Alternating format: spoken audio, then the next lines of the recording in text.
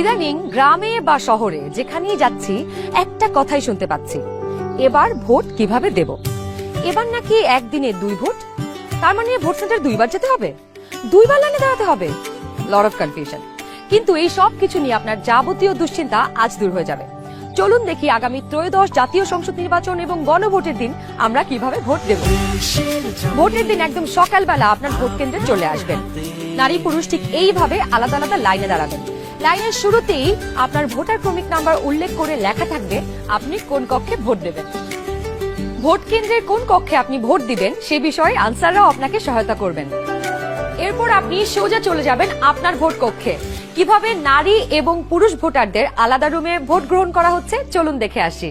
কক্ষগুলোর বাইরেও ভোটার ক্রমিক নম্বরগুলো লেখা থাকবে। প্রথমেই একজন পোলিং অফিসার আপনার নাম এবং ভোটার নম্বর জিজ্ঞাসা করবেন। তারপর আপনার চেহারার সাথে আপনার ভোটার তালিকায় থাকা ছবি মিলিয়ে দেখবেন।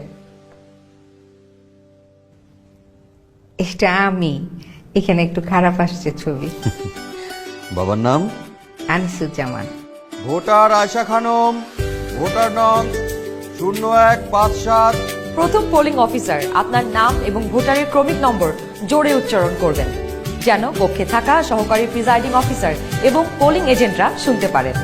এরপর দ্বিতীয় পোলিং অফিসার আপনার আঙুলে অমোচনীয় কালি লাগিয়ে দেবেন। তারপর আপনি চলে যাবেন সহকারী প্রিজাইডিং অফিসারের টেবিলে। প্রিজাইডিং অফিসার আপনার ভোটার নাম্বার লিখে আপনাকে 2টো ব্যালট পেপার দেবেন।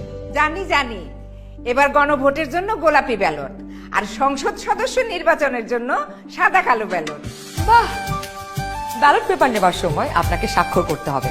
আপনি চাইলে টিপসই দিতে পারেন। দেশের ছবি আপনার হাতে। ব্যালটের সাথে দেওয়া হবে সিল মারার জন্য একটি রাবার স্ট্যাম্প। আপনি 2টি ব্যালট এবং রাবার স্ট্যাম্প নিয়ে ভোট দেবার গোপন কক্ষে যাবেন। এবার কিন্তু সময় বাঁচানোর জন্য অনেক ভোট কেন্দ্রেই 2টো গোপন কক্ষ থাকবে, যাতে একই সময়ে 2জন ভোটার 2টো গোপন কক্ষে ভোট দিতে পারেন। গোপন কক্ষের ভেতরে আপনি কিভাবে ব্যালটে সিল দিবেন চলুন দেখি। গণভোটের গোলাপি ব্যালটে হ্যাঁ এবং না 2টো ঘর থাকবে। সংস্কার বা পরিবর্তন চাইলে হ্যাঁতে সিল মারুন।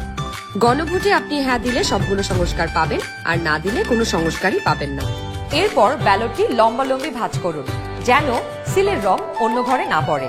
এরপর আড়াআড়ি ভাঁজ করুন। সংসদ সদস্য নির্বাচনের জন্য সাদা কালো ব্যালটটিতে থাকা আপনার পছন্দের ব্যক্তি বা দলের মার্কায় সিল মারুন। সিলটি কিন্তু নির্ধারিত ঘরের বাইরে যাওয়া যাবে না। মার্কার বাইরে সিল পড়লে আপনার মহামূল্যবান ব্যালটটি বাতিল হয়ে যাবে। সিল মারার পর এই ব্যালটটিও প্রথমে লম্বালম্বি ভাঁজ করুন, যেন সিলের কালি অন্য মার্কায় না লাগে। এরপর আড়াআড়ি ভাঁজ করুন। এবার গোপন কক্ষ থেকে বের হয়ে স্ট্যাম্পটি সহকারী প্রিজাইডিং অফিসারকে ফেরত দিন এবং একই ব্যালট বক্সে 2টি ব্যালট পেপার ফেলুন। ব্যাস, হয়ে গেল একদিনে 2 ভোট। একদম সহজ, তাই না? তাহলে নিশ্চিন্তে ভোটের দিন চলে আসুন আপনার ভোট কেন্দ্রে আর ভোট দিয়ে বুঝে নিন দেশের মালিকানা। দেশের চাবি আমাদের হাতে।